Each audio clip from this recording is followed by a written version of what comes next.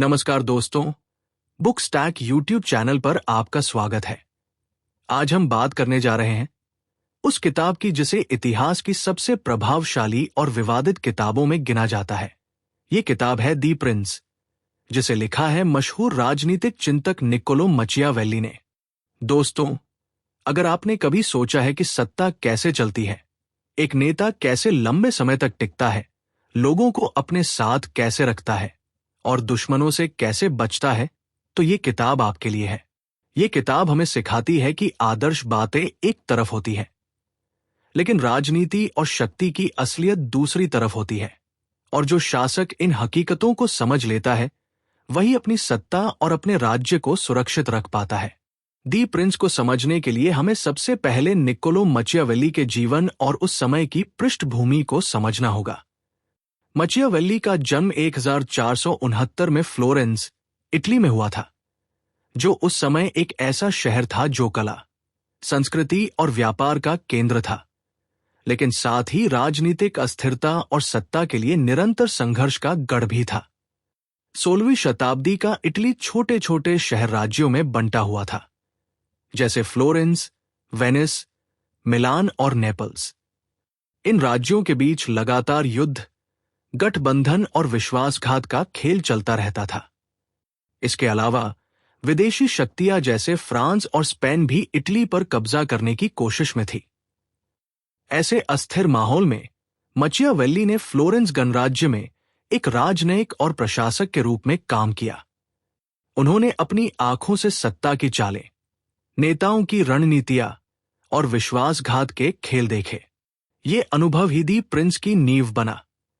मचियावेल्ली ने दी प्रिंस को 1513 में लिखा, लेकिन इसे उनके जीवन काल में प्रकाशित नहीं किया गया। ये किताब मूल रूप से लोरेंजो डे मेडिसी, फ्लोरेंस के एक प्रभावशाली शासक, को समर्पित थी। मचियावेल्ली की मंशा थी कि ये किताब एक तरह का गाइड हो, जो शासकों को सिखाए कि अस्थिर और खतरनाक समय में सत्ता को कैसे हासिल किया जाए और उसे कैसे बनाए रखा जाए। ये किताब कोई आदर्शवादी दर्शन शास्त्र नहीं थी, बल्कि ये राजनीति की कठोर और यथार्थवादी हकीकत को सामने लाती थी।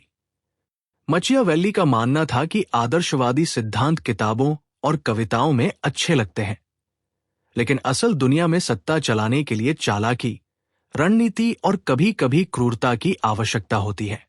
सत्ता का यथार्थवादी दृष्टिकोण दी प्रिंस को राजनीति का पहला यथार्थवादी गाइड कहा जा सकता है। मचियावेल्ली ने इसमें साफ तौर पर कहा कि एक शासक का लक्ष्य सिर्फ अच्छा इंसान बनना नहीं, बल्कि सत्ता को बनाए रखना, अपने राज्य की रक्षा करना और जनता पर नियंत्रण रखना है। उनके लिए नैतिकता और धर्म से ज्यादा महत्वपूर्ण यह था कि शासक प्रभावी हो। अगर सत्ता को बचाने के लिए क्रूरता, छल या डर का सहारा लेना पड़े, तो ये गलत नहीं है, बशर्ते ये रणनीति सही समय पर और सही तरीके से लागू की जाए। मचियावेल्ली का ये दृष्टिकोण उस समय के लिए क्रांतिकारी था, क्योंकि मध्यकालीन यूरोप में शासन को धर्म और नैतिकता से जोड़ा जाता था। शासकों को ईश्वर का प्रतिनिधि माना जाता था और उनसे अपेक्षा की जाती थी कि वे हमेशा नैतिक और धार्मिक मूल्यों का पालन करें। लेकिन मचियावेल्ली ने इस धारणा को चुनौती दी। उनके अनुसार एक शासक को परिस्थितियों के अनुसार लचीला होना चाहिए। अगर नैतिकता सत्ता को कमजोर करती है, तो उसे छोड़ देना चाहिए। यह विचार आज भी विवादास्पद है, लेकिन ये दी प्रिंस को इतना प्रभावशाली बनाता है। डर बनाम प्यार, शासक की छवि का सबसे प्रसिद्ध सवाल है। क्या बेहतर है कि शासक से लोग प्यार करें या उससे डरें? उनका जवाब था कि अगर दोनों एक साथ संभव न हो, तो डर को चुनना बेहतर है। उनके अनुसार प्यार अस्थायी होता है। लोग अपनी भावनाओं और परिस्थितियों के आधार पर अपना रुख बदल लेते हैं। उदाहरण के लिए, अगर एक शासक अपनी जनता को बहुत ज्यादा स्वतंत्रता या सुख सुविधाएं देता है, तो लोग उसकी उदारता को कमजोरी समझ सकते हैं और विद्रोह कर सकते हैं। दूसरी ओर, डर एक स्थायी और नियंत्रित करने वाला भाव है। जब लोग शासक से डरते हैं, तो वे उसका आदेश मानते हैं, चाहे उनकी व्यक्तिगत भावनाएं कुछ भी हो। हालांकि मचियावेल्ली ये भी चेतावनी देते हैं कि डर को घृणा में नहीं बदलना चाहिए। अगर जनता शासक से घृणा करने लगे तो विद्रोह का खतरा बढ़ जाता है। इसके लिए उन्होंने एक रणनीति सुझाई। अगर शासक को क्रूरता दिखानी ही पड़े तो उसे तेजी से और एक बार में करना चाहिए। उदाहरण के लिए, अगर किसी विद्रोह को दबाने के लिए कुछ लोगों को सजा देनी हो तो यह सजा तुरंत और प्रभावी ढंग से दी जानी चाहिए, ताकि जनता को बार बार दंड का डर न सहना पड़े। इसके बाद शासक को धीरे धीरे उदारता और सुधार के कदम उठाने चाहिए, ताकि जनता राहत महसूस करे और शासक के प्रति वफादारी बढ़े। ऐतिहासिक उदाहरण के तौर पर हम सीजर बोर्गिया का जिक्र कर सकते हैं, जिन्हें मचियावेली ने दी प्रिंस में एक आदर्श शासक के रूप में प्रस्तुत किया। बोर्गिया ने रोमाग्ना क्षेत्र में अपनी सत्ता को मजबूत करने के लिए क्रूरता का इस्तेमाल किया, लेकिन इसके बाद उन्होंने सुशासन और न्याय की नीतियां लागू की, जिससे जनता में उनकी स्वीकार्यता बढ़ी। मचियावेली का कहना था कि बोर्गिया का यह तरीका सही था, क्योंकि उन्होंने क्रूरता को एक साधन के रूप में इस्तेमाल किया, न कि अपने शासन का आधार बनाया। विश्वास और छल शासक की दोहरी छवि। मचियावेली ने शासक की छवि पर बहुत जोर दिया। उनके अनुसार जनता को यह विश्वास होना चाहिए कि उनका शासक ईमानदार, धार्मिक और नैतिक है, लेकिन निजी तौर पर शासक को परिस्थितियों के अनुसार सच और झूठ, विश्वास और धोखे का उपयोग करने में सक्षम होना चाहिए। यह विचार आज के समय में भी लागू होता है, जब हम देखते हैं कि राजनेता अपनी सार्वजनिक छवि को बहुत सावधानी से बनाते हैं। वे जनता के सामने धर्म, नैतिकता और दया की बात करते हैं, लेकिन पर्दे के पीछे रणनीतिक और कठोर निर्णय लेते हैं। मचियावेली ने इस दोहरे व्यवहार को एक लोमड़ी और शेर के रूपक के जरिए समझाया। शासक को लोमड़ी की तरह चालाक और शेर की तरह शक्तिशाली होना चाहिए।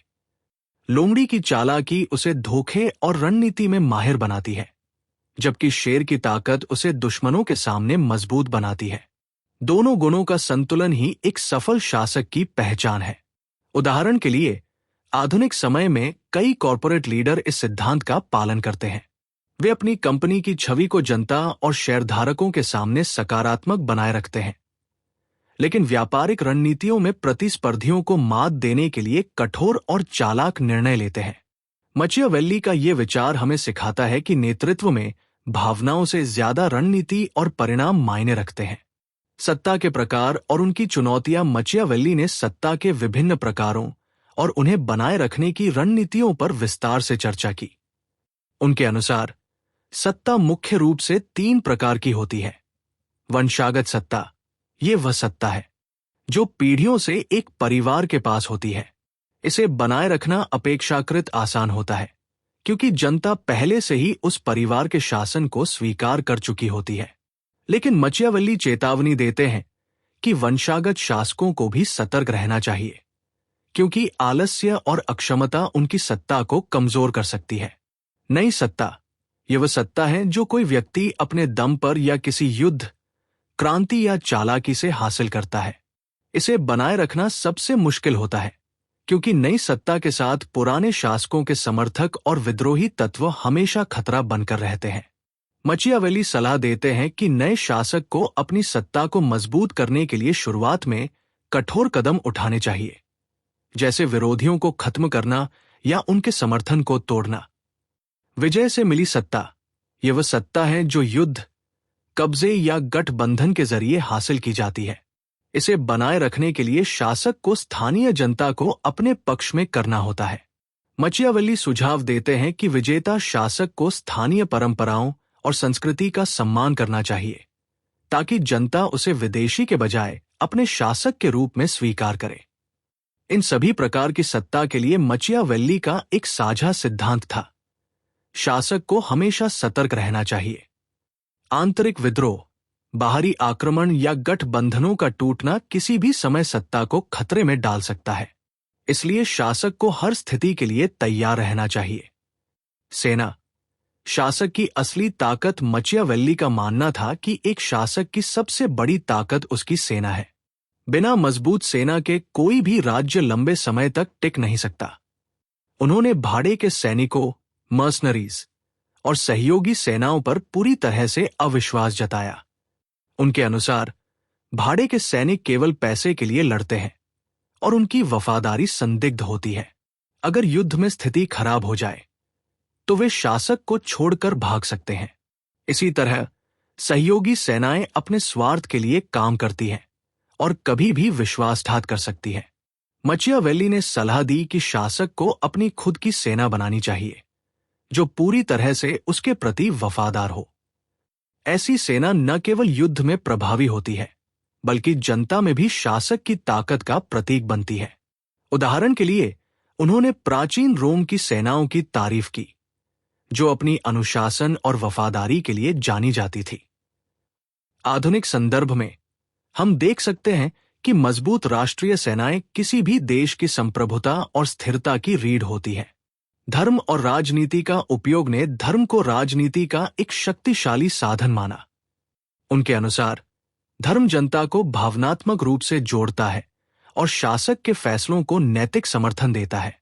एक शासक को जनता के सामने धार्मिक दिखना चाहिए, भले ही वह निजी तौर पर धार्मिक हो या ना हो। धर्म का उपयोग करके शासक जनता की निष्ठा हासिल कर सकता है और अपने शासन को स्थिर कर सकता है। उदाहरण के लिए मध्यकालीन यूरोप में कई शासकों ने चर्च का समर्थन लेकर अपनी सत्ता को मजबूत किया। आधुनिक समय में भी कई राजनेता धार्मिक भावनाओं का उपयोग करके जनता को अपने पक्ष में करते हैं। मचियावेली का ये विचार हमें सिखाता है कि धर्म अगर सही तरीके से उपयोग किया जाए तो सत्ता को स्थायी बनाने में महत्वपूर्ण भूमिका निभा सकता है। वर्टू और फॉर्चूना नेतृत्व की कला मचियावेली ने शासक की सफलता को 2 शब्दों में परिभाषित किया, वर्टू और फॉर्चूना। वर्टू का अर्थ है नेतृत्व की क्षमता, साहस, बुद्धिमत्ता और निर्णय लेने की शक्ति। ये वो गुण है जो शासक को परिस्थितियों पर नियंत्रण करने में सक्षम बनाता है। दूसरी ओर फॉर्चूना का अर्थ है भाग्य या अवसर। मचियावेली का कहना था कि भाग्य एक शासक को अवसर दे सकता है, लेकिन उसे स्थायी बनाने के लिए वर्टू की आवश्यकता होती है। उन्होंने भाग्य को एक नदी के रूप में वर्णित किया जो शांत होने पर सुंदर लगती है लेकिन बाढ़ आने पर विनाशकारी हो सकती है। एक बुद्धिमान शासक वह है जो बाढ़ से पहले ही बांध बना ले, यानी अवसरों का सही उपयोग करे और खतरों के लिए पहले से तैयार रहे। उदाहरण के लिए अगर हम आधुनिक बिजनेस की बात करें तो कई सफल सीईओ ने फॉर्चूना, बाजार के अवसर का उपयोग अपनी वर्टू, रणनीति और नेतृत्व के साथ किया, जिससे उनकी कंपनियां वैश्विक स्तर पर सफल हुई। सलाहकारों का चयन और निर्णय लेने की शक्ति मचियावेली ने सलाहकारों और मंत्रियों के महत्व पर भी जोर दिया। उनके अनुसार एक शासक को बुद्धिमान और वफादार सलाहकार चुनने चाहिए, लेकिन अंतिम निर्णय हमेशा उसे खुद लेना चाहिए। अगर शासक अपने सलाहकारों पर अंधा भरोसा करता है तो वे उसका फायदा उठा सकते हैं। इसलिए सलाहकारों के साथ एक विवेकपूर्ण दूरी बनाए रखना जरूरी है। आधुनिक संदर्भ में हम देखते हैं कि सफल लीडर अपने सलाहकारों की राय तो सुनते हैं, लेकिन अंतिम फैसला अपनी रणनीति और दृष्टिकोण के आधार पर लेते हैं। उदाहरण के लिए कॉरपोरेट जगत में बोर्ड ऑफ डायरेक्टर्स सलाह देता है, लेकिन सीईओ को अंतिम निर्णय लेने की जिम्मेदारी होती है। जनता और शासक का रिश्ता मचियावेली का मानना था कि जनता को सुरक्षा और स्थिरता चाहिए। जब तक शासक यह प्रदान करता है, जनता विद्रोह नहीं करती। लेकिन अगर शासक जनता को बहुत ज्यादा स्वतंत्रता दे दे तो वे उसकी आवश्यकता को भूल सकते हैं। इसलिए शासक को जनता को नियंत्रित रखना चाहिए, लेकिन ऐसा तरीके से कि वे सुरक्षित और संतुष्ट महसूस करें। आधुनिक लोकतंत्रों में भी ये सिद्धांत लागू होता है। सरकारें जनता को बुनियादी सुविधाएं, सुरक्षा और आर्थिक स्थिरता प्रदान करती है ताकि उनकी निष्ठा बनी रहे। लेकिन अगर जनता को लगता है कि सरकार उनकी जरूरतों को पूरा नहीं कर रही तो विरोध और अस्थिरता बढ़ सकती है। विदेश नीति और गठबंधन मचियावेली ने विदेश नीति और गठबंधनों पर भी गहरी बातें कही। उनके अनुसार बाहरी शक्तियों पर पूरी तरह भरोसा करना मूर्खता है। गठबंधन अस्थायी होते हैं और सहयोगी अपने स्वार्थ के लिए काम करते हैं। इसलिए शासक को अपनी शक्ति, सेना और संसाधन पर निर्भर रहना चाहिए। आज के समय में हम देखते हैं कि देश अपनी रक्षा और आर्थिक नीतियों में आत्मनिर्भरता पर जोर दे रहे हैं। गठबंधन बनाए जाते हैं, लेकिन राष्ट्रीय हित हमेशा प्राथमिकता में रहते हैं।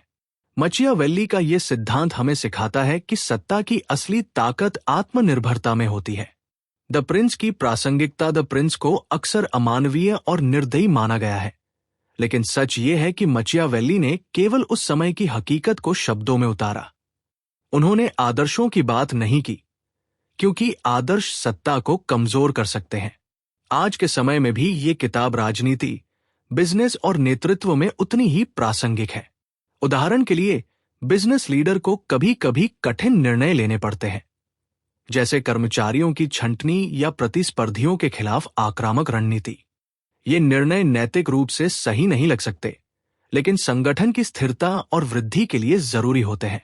इसी तरह राजनीति में भी नेता जनता की भावनाओं को समझते हैं, लेकिन सत्ता बनाए रखने के लिए रणनीतिक और कभी कभी अलोकप्रिय कदम उठाते हैं।